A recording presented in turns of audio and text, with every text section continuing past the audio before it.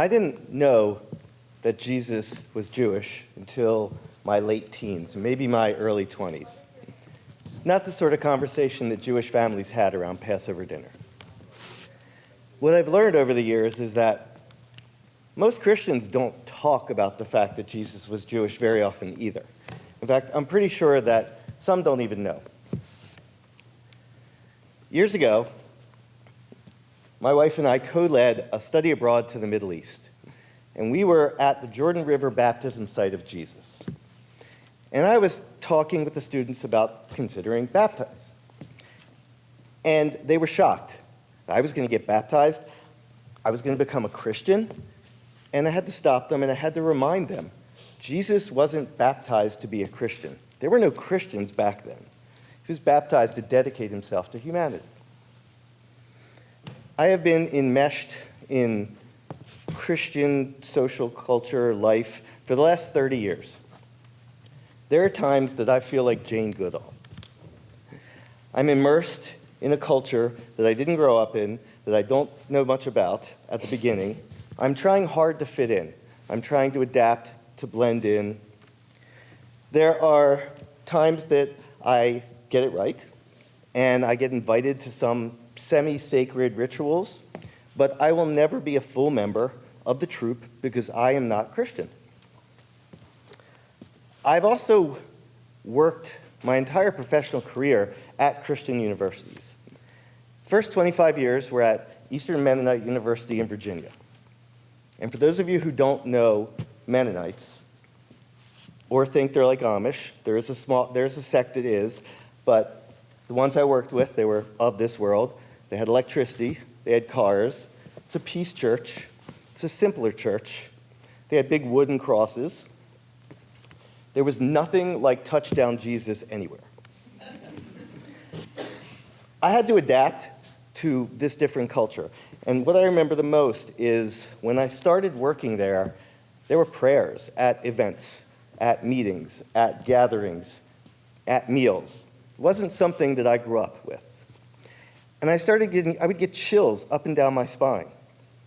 I looked into it, read up, and found out that that's a sign that your body is uncomfortable with something. And so I started to try and be mindful. Breathing exercises, really paying attention to the prayers and the people saying them. And after a while, the chills stopped happening. I'd adapted. Fast forward to a little over 2 years ago, I started working at Notre Dame. And now I have to adapt to Catholics, very different than Mennonites. Crucifixes in every classroom. Priests walking down the sidewalk in full robes and regalia. Noonday mass in the building I work in. There's a church inside the building where I work. When I started to adapt and to know I was part of it was the day I saw a nun on a scooter zipping down the sidewalk, habit flowing behind her. I think she was probably late to prayers at the grotto. So if you haven't figured it out by now, I use sarcasm and humor in order to cope and to adapt. Jews are basically born with sarcasm, right out of the womb. I have the premium upgrade to Super Sarcasm Plus. If you want, you can ask my family, my colleagues, my friends, and they'll say, yeah, he does. There's crucifixes in the classroom. There's always a Jew watching you. The eyes on them, the eyes that follow you, the ones that follow you from the paintings and the statues, cameras, reporting back to the secret Jewish cabal that runs the world. And Our Lady on the dome, the golden Jewish mom who welcomes me to work every morning. And if there's a day I don't want to go to the gym, I can use the words of Howard Wolowitz from The Big Bang Theory, point to a crucifix and say, do you see the abs on Jesus? That was the last Jew that did sit-ups, and look what happened to him. Now, before you think I'm being irreverent, blasphemous, struck by lightning, maybe not, I have great respect for the teachings of Jesus. There is something hardwired, ingrained in me by being Jewish that I can't say Messiah, but a rabbi, a teacher. I have been enmeshed with Christian life for over 30 years. There's a lot of me that I've gotten from the people around me and the teachings of Jesus. I have tried to interact with friends and family, colleagues, based on a lot of those teachings. I just wish that all Christians followed those teachings. Because I have not found a single Bible verse where Jesus said people could have unlimited access to guns and solve problems with violence.